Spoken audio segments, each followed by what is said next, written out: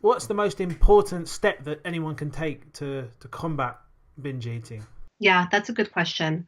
The first thing is to be really patient with yourself.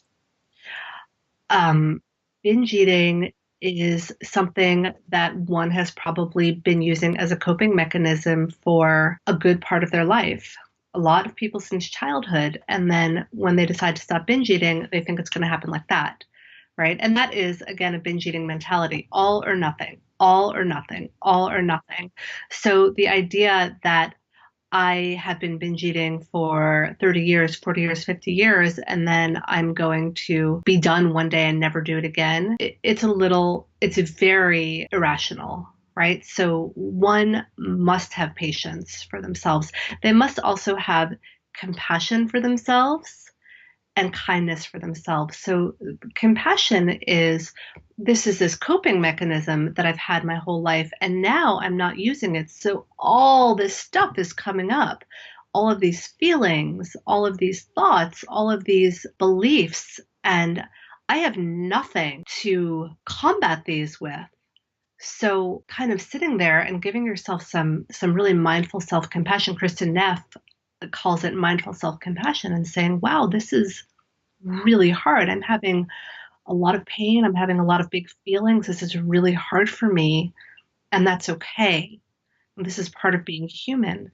That is really important in the healing process. So, number one, without a doubt, is patience, self compassion, and self kindness. The second thing, and probably the really difficult thing for people, is to give up dieting because dieting is what triggers the binge in the majority of people.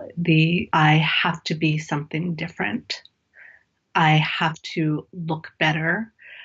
If dieting is the other end of the binge, so if you give up one end, the other end will naturally subside. And for some clients, I just they will give up dieting, they will add more food into their day, and their binging will decrease 100-fold very quickly, even without like lots of psychotherapy. So it could be that simple. Um, the next is to get support.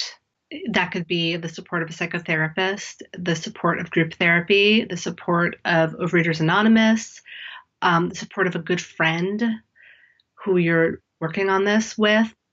Uh, I lead a bunch of Facebook groups, and everybody on there supports each other in not binge eating and in kind of going through their process together. And when they want to binge eat, they get online and say, "This is what happened today. I really want to go and binge." And they just, within a few minutes, they get 5, 6, 7, 10 responses of people like, "Hang in there. Well, we're here for you. Keep talking." And it's really amazing.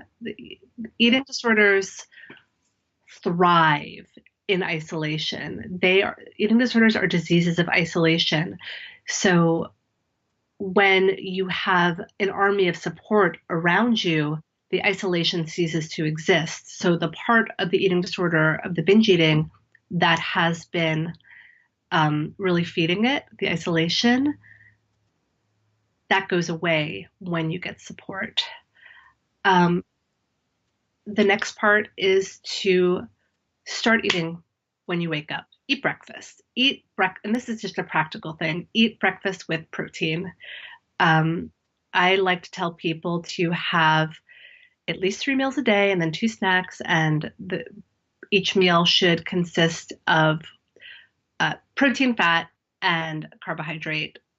And just give yourself a nurturing meal 3 times a day, and then little snacks. And that doesn't mean um, restricting any foods, right? If you want some candy, give yourself some candy and tell yourself, I can have this candy every single day if I want it. And when you tell yourself that, you're not going to say, oh my God, I can't eat candy right now because I'm on a diet. He's like, okay, I can have a piece now and then it'll still be here for me tomorrow. So that sort of switches off that belief in your brain that it has to be all or nothing. I also say not to let yourself get very hungry, kind of keep yourself feeling steady.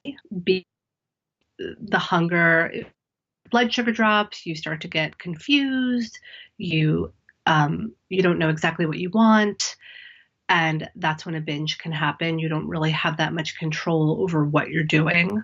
So that's a big part of it. A lot of people say to me, how can I make my urges to binge eat go away? And I say, well, you can't, right? But what you can do is learn how to react differently to them.